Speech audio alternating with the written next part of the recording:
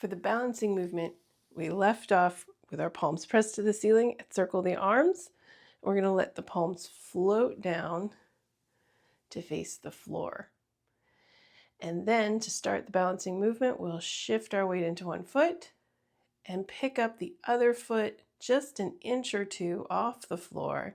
Wait a moment, set it back down, center your weight, then shift to the other foot, pick the other foot up, and set it back down, and center your weight. And that's balancing.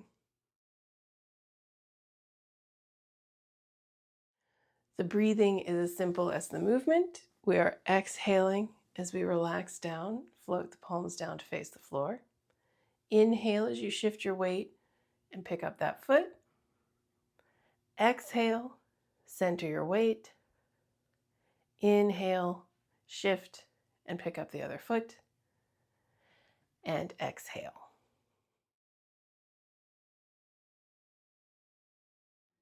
So the movement in balancing is fairly simple, but the intention behind it is fairly complex. So first, I just want to say that if you're having a little trouble keeping your balance, think of the word down as you lift a foot up. Don't think about lifting the foot up, but rather as you do that, think of the word down. And you may find that helps you keep your other foot a little bit more rooted, because we're balancing on one foot, but we are taking this metaphor pretty far. Of course, it is Qigong. So you will feel when you pick one foot up, almost especially because we're not picking it up very far off the ground, you'll feel your other foot, your ankle, your hip, and your core make these small adjustments to accommodate the fact that you have lost one of your connections to the ground. You're not becoming still as a statue, because life is never still as a statue, okay? Everything changes, and therefore balance is fluid. So we're connecting with that right here. We're acknowledging that we're going to need to adjust, to have different strategies as the seasons cycle, as the days come and go. We need different support at different times. And our whole body is showing us how true that is. So when you feel a little jiggle, know that you're doing it right and embrace that. And then maybe think of the word down. That's great. That's balancing.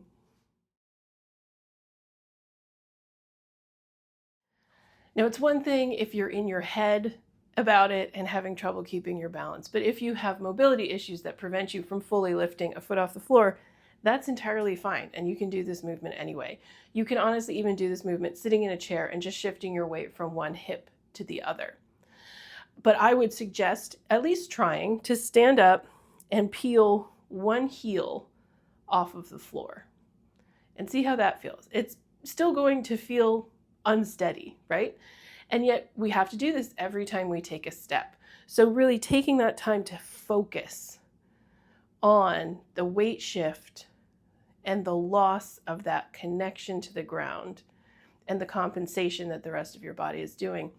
That is very much the intention of this exercise, and you're not missing anything by not picking your foot entirely off of the floor.